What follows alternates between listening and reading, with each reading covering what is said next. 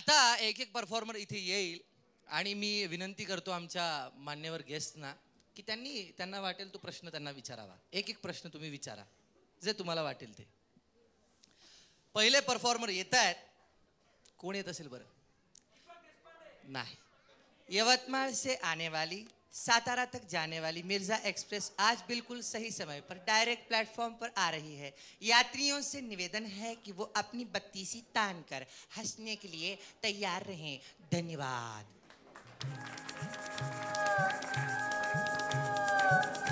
बरं, एक प्रश्न असा होता, झी मराठीने जे बक्षीस जाहीर केलंय त्याबद्दल तुम्हाला काय वाटतं? ते साहेब असं आहे, ते झी मराठीने जाहीर केलं म्हणून आमचा भरोसा बसला त्याच्यावर.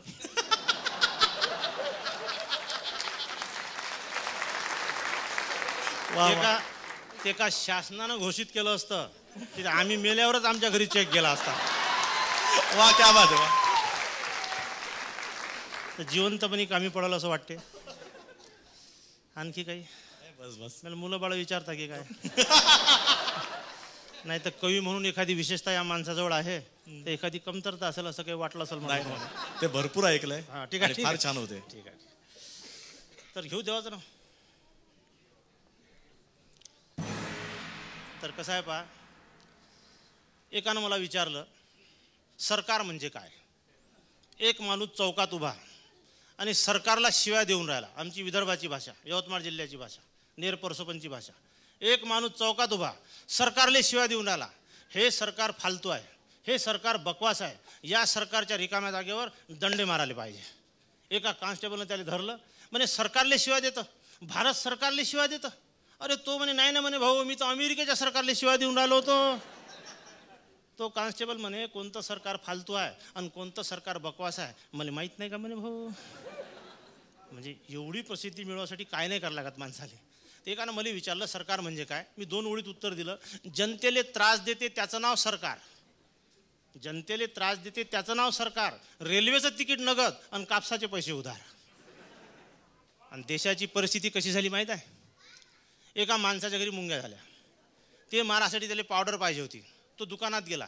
दुकानदाराला म्हणे मुंग्या मारायची पावडर आहे का. दुकानदार म्हणे पावडर आहे पण 15 मिनिटानं ये. हा म्हणे कारण अबे त्या मुंग्या मारायच्या पावडरचं सध्या मुंग्या झाल्या म्हणे. हे आपल्या देशाची परिस्थिती आहे तुम्हाला सांगतो. आणि एक एक चमत्कार आपल्या देशात, एक एक चमत्कार. मुंबईमध्ये सुदृढ मांजरीची स्पर्धा झाली. मेळघाट म्हणजे आमच्या अमरावतीकडे नंदुरबारकडे आदिवासीचे लेकरं कुपोषणानं मरून राहिले. मेळघाटच्या एका आदिवासीनं आपली मांजर पाठवून दिली आणि सगळ्यात जाळीजुळी मांजर म्हणून त्याला पहिल्या नंबरचं बक्षीस भेटलं. आणि मग काय पुसता, आज तकपासून कल तकता आतापर्यंत आणि दैनिक सकाळपासून दुपार संध्याकाळपर्यंत सारे चॅनलवाले पॅनलवाले त्याच्या उरावर का हे कसं केलं, तुझ्या लेकराला खाले नाही आणि तुझी मांजर एवढी जाळी. तो म्हणे महा दोस्त नाही म्हणे, मी मांजर पाठवलीच नाही, मी कुपोषित वागत दिला म्हणे पाठवणीचे. तर हे जे चमत्कार आहे हे आपल्या देशात घडून राहिले. तुम्हाला सांगतो आपल्या इथं कसं होऊन राहिलं. मी पहिलेच म्हटलं का नको ते लोक नको त्या जागेवर बसून राहिले. एक म्हण आहे की संताचं कूड आणि नदीचं मूळ पाहुणे. मी आता प्रकरण पुढं लांबवलं. संताचं कूड, नदीचं मूळ आणि पुढाऱ्याचं बूड पाहुणे. ते कवा कुठं राहीन ह्याचा काही अंदाज नाही. एका पुढाऱ्याला मी विचारलं का तू खुर्चीशिवाय का राहू शकत नाही. त्याचं कारण त्यानं सांगितलं, खरं सांगीन म्हणे शपथ घेणार नाही कायची. खरं सांगीन म्हणे शपथ घेणार नाही कायची. माहिनोय म्हणे हे चूक होय माह्या मायची. अरे गर्भवती बाईले लागत असते डोहाय, मनात आलं तशी ते करत असते चाये. पोरावर तर होते याचा परिणाम असा आणि जलंबर मग तो करत राहते तसा. मी होतो पोटात तवा लोक सांगते असे, माही माय जावा तवा खुर्चीतच बसे. उठ म्हणे बाप तवा त्यालेच डसली होती आणि मी जन्मलो तवा बी ते खुर्चीतच बसली होती आणि मी जन्मलो तवा बी ते. आता येतोय पुढचा परफॉर्मर. हॅलो हॅलो, हां मुंबई आकाशवाणी का? हो हो हो, मी जितेंद्र जोशी बोलतो. हो मी BA करतो. हो मला भीमसेन जोशी ऐकायचे आहेत. हां मी BA करतो ना, मला भीमसेन जोशी ऐकायचे. नाही भीमसेन जोशी नको, मला कुमार गंधर्व ऐकायचे आहेत. हां मी BA करतो ना. हो नाही कुमार गंधर्व नको, मला आता लता मंगेशकर ऐकायचे आहेत. मी BA करतो ना. आम्हाला उषा मंगेशकर पण ऐकायचे, मी BA करतो ना. आम्हाला हृदयनाथ मंगेशकर पण ऐकायचे, मी BA करतो ना. हां तुम्ही हां काय सांगता? नाही हे सगळं ऑल इन वन. कोण ऑल इन वन कोण ऐकवणार आम्हाला? अच्छा बरोबर, दीपक देशपांडे.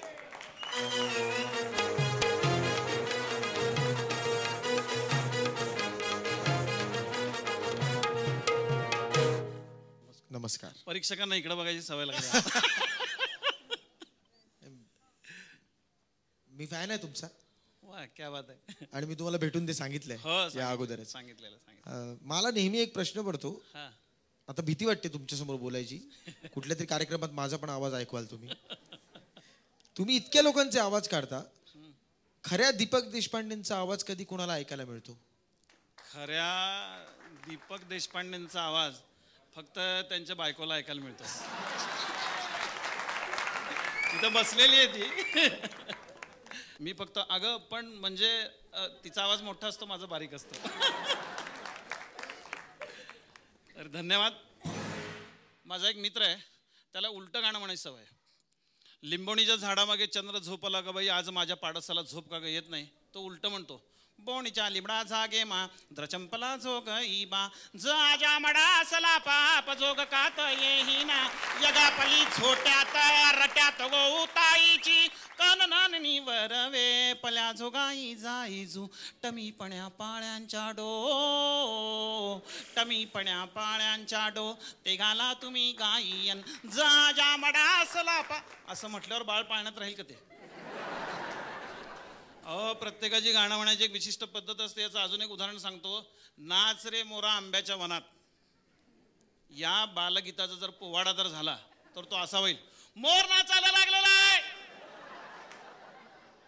काळा काळा कापूस पिंजायाला ढगाशी वारा झुंजायाला, आणि बागेमध्ये मोर नाचायला महाराज गडावरनं खाली येत.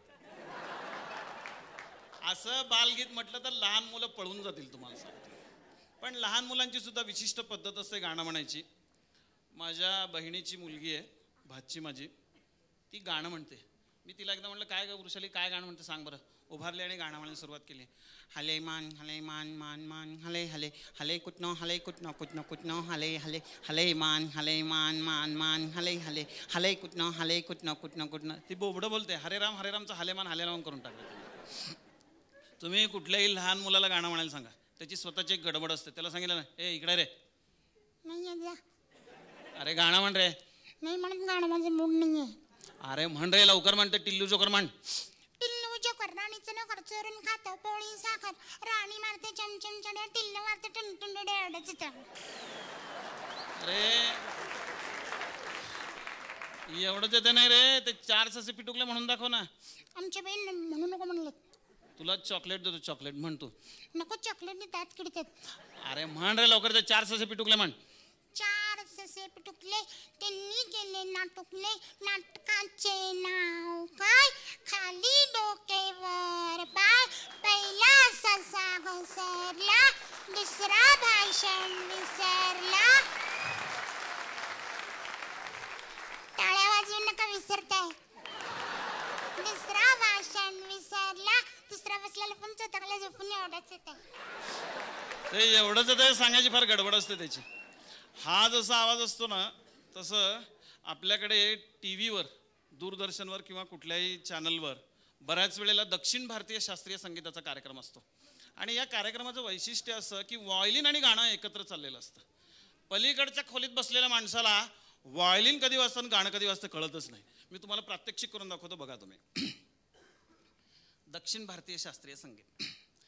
सा गा गा गा गा गा रे रि पा मा गा गा गा रे सा य राम.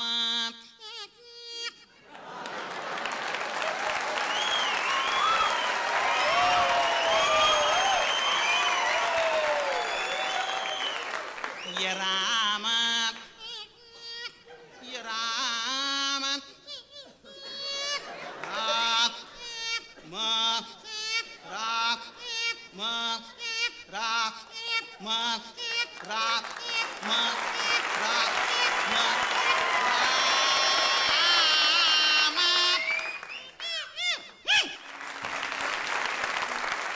धन्यवाद धन्यवाद धन्यवाद. झी मराठीचे धन्यवाद. सर्व सातारकरांना धन्यवाद.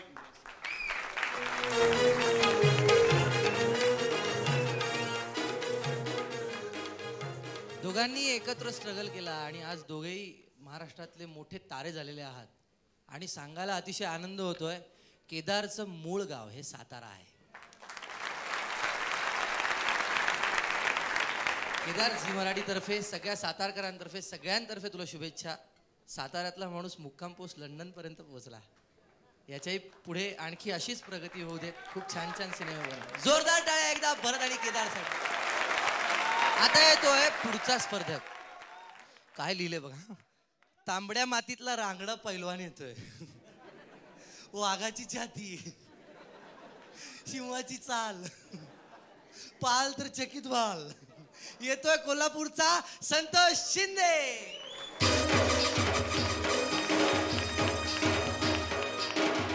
संतोषराव नमस्कार. नमस्कार. काय कसं वाटतंय? अगदी छान वाटतंय. टेन्शन पण आलंयच. बाण सुटलं आता का टेन्शन नाही. All the best. थँक्यू. समजा तुम्हाला हे बक्षीस मिळालं, समजा, हां आणि रक्कम मिळाली काही, बरोबर. त्याचा वापर कसा कराल? वापर म्हणजे आता हां तसंच आहे ते. 5 मध्ये गेलो म्हटल्यानंतर माझ्या मित्रांनी खातं उघडलं पानपट्टीवर. 15,000च्या आसपास बिल झालंय. त्यांना वाटलं मी हास्य सम्राट होणारच आहे. त्यानंतर तुम्हाला सांगतो मधून अधून उधारी वगैरे इकडची तिकडची भावाकडून उधार घेतले थोडे. असं करत करत जवळजवळ ती उधारी 1 लाखापर्यंत गेलेली आहे. म्हणजे आधीचे जे मिळालेले आहेत ते आणि 33% टॅक्स वजा करून येतात. म्हणजे आहे ते भागत नाही. गाडीला जायला पैसे तेवढे जाताना द्या.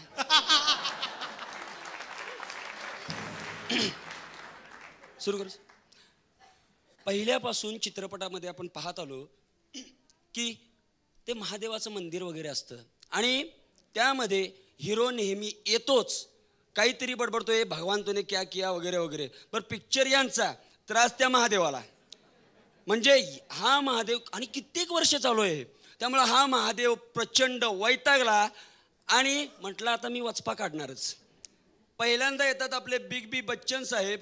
ते डायरेक्ट येतात, ते पायरीवर गाडी घालतात, त्यानंतर आहे तसे डायरेक्ट आत येतात आणि घंटीला हात. आज खुश तो बहुत हो गया तुम. ये आज तक मैंने ढैंग पहली बार तुम्हारे चौकट पे ढैंग. ए घंटी सोड्या आधी. सगळ्या लोंब कळून घंट्या तोडल्या. ही शिल्लक आहे एकच. ही पण तुटली तर बाकीच्या भक्तांनी काय वाजवायचं? कळतं का तुला? आता तुझ्या उभं राहण्यावरून मला कळला तुझा प्रॉब्लेम काय आहे. काय स्टाईल आहे उभं राहण्याची. असू दे, काय प्रॉब्लेम काय? हे मेरे बदनामी का खेळ पुरी दुनिया. कोणी केली खेळाची सुरुवात? अरे अभिनयाचा धंदा चांगला चालला होता ना, कशाला पाहिजेत बाकीचे धंदे? लेकिन हे लोक, अरे कसले लोक? कुणी घ्यायला सांगितली शेती? काय कळतं तुला शेतीतलं? कळतं का काही? आणि पहिल्यांदा तुला सांगतो त्या दोघांचा नाद पहिल्यांदा सोड. लेकिन वो मेरे दोस्त है. अरे राजकारणी कधी कोणाचे मित्र असतात का? अरे राजकारणी किती पण मुलायम वाटले तरी त्यांच्याबरोबर अमर मैत्री नाही बाबा होऊ शकत. कळतं का तुला? असं नाही करायचं. जा आता आणि लक्षात ठेव. आणखी एक गोष्ट, सुनेवर लक्ष ठेव बरं का व्यवस्थित. आता कोण आलं? अरे एकटा का काय? कशी काय आली इकडं? काय बाई कशाला आलीस तू? भांडणं लावतीस का आता आमच्या नवरा बायकोंच्यात? नाही म्हणजे काहीतरी चांगलं चाललेलं असतं तुमच्या सिरियलमध्ये नवरा बायकोंचं, तोपर्यंत काहीतरी भांडणं लागतात. चांगलंय चांगलंय. कुणी एकता नाव ठेवलं तुझं? सगळी एकता घरादाराची बिघडवून टाकलीस.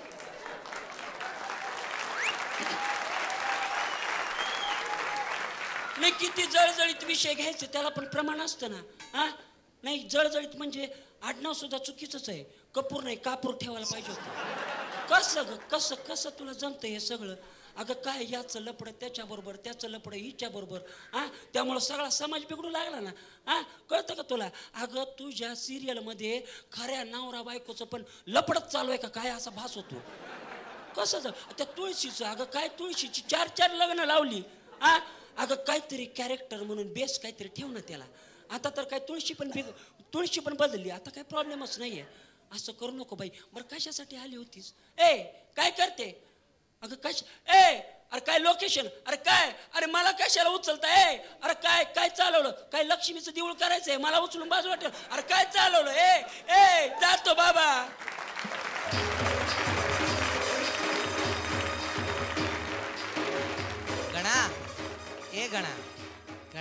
गणा असं नाही येणार. गणाला असं गाऊन बोलायला पाहिजे. गणा धाव रे मला पाव रे, गणा धाव रे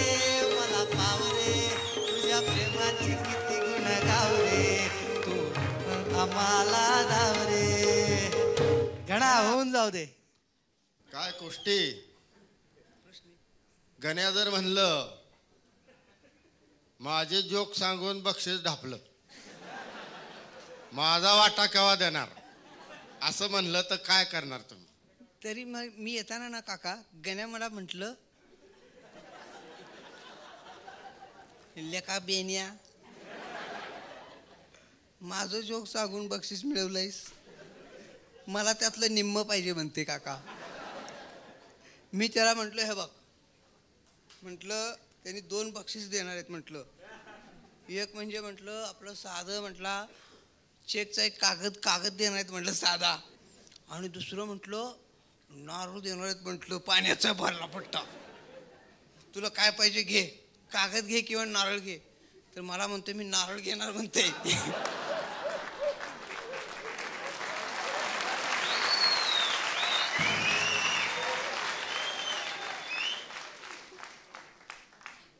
हल्ली ना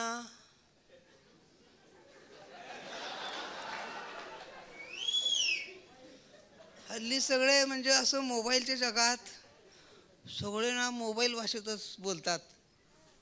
आमच्या परवा तुम्ही पेपरमध्ये असं वाचलं असलो, सांगलीच्या आमच्या पैलवानानं महाराष्ट्र केसरी पुरस्कार जिंकलाय. उस्मानाबादच्या पैलवानाला त्यानं पाडलंय. आमचं सांगलीचं पैलवान म्हणजे असं हाडकोळ आहे. आणि ते उस्मानाचं पैलवान जाडच्या जाड लोका मला बोलवलं होतं. हा सम्राटमध्ये आहे ना मी, म्हणून मला बोलवलं होतं गेस्ट म्हणून. लोका म्हटलं एवढा जाडच्या जाड आहेस कसं काय पडलं सर म्हटलं. तर मला म्हणतंय काका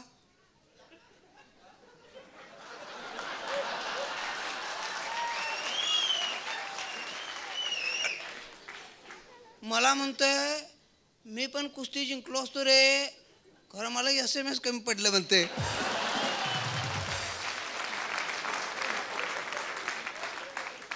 सकाळी हॉटेलवर होतो, आमचे जॉनी राऊत साहेब, आम्ही सगळे म्हणजे प्रामाणिक सांगतो 5ही जण फिल्डिंग लावत होतो. आमचे जॉनी राऊत साहेब असं फोन करत होते, एकट्याला सांगत होते की 50-50 SMS कर, 50 SMS मारले की त्याचं नाव टीव्हीवर येते म्हणे. ते म्हणते मी 1000 मारलोय. हे म्हटलं 1000 नाही 50 मारलं तरच नाव येते.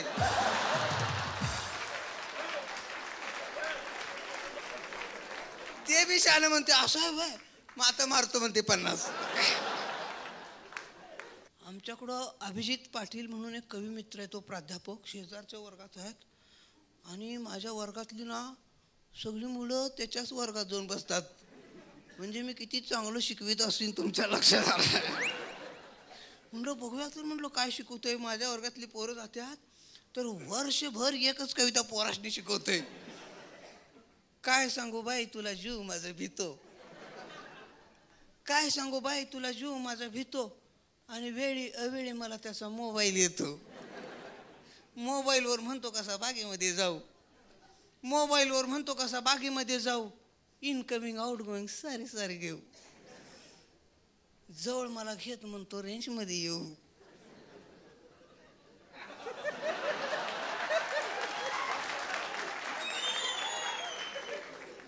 जवळ मला घेत म्हणतो रेंजमध्ये येऊ, डोळे झाक राणी तुला मिस कॉल देऊ. डायल टोन दिला त्यानं मी कव्हरेजमध्ये आले, डायल टोन दिला त्यानं मी कव्हरेजमध्ये आले, आणि मेसेज त्याचा वाचून मी फार वर्ड झाले. काय राहू सांगू तुम्हाला, मोबाईल झाले स्वस्त. नायगावकर काका काय राहू सांगू तुम्हाला, मोबाईल झाले स्वस्त, आणि दोघांचं बघावं तवा नेटवर्कच व्यस्त. दोघांचं बघावं तवा नेटवर्कच व्यस्त.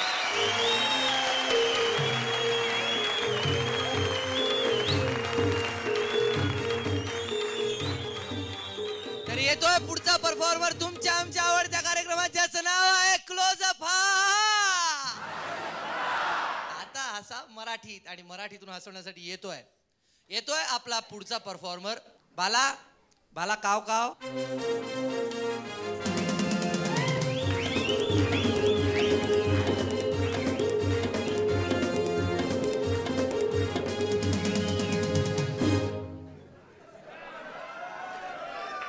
जॉनी साहेब, येस सर.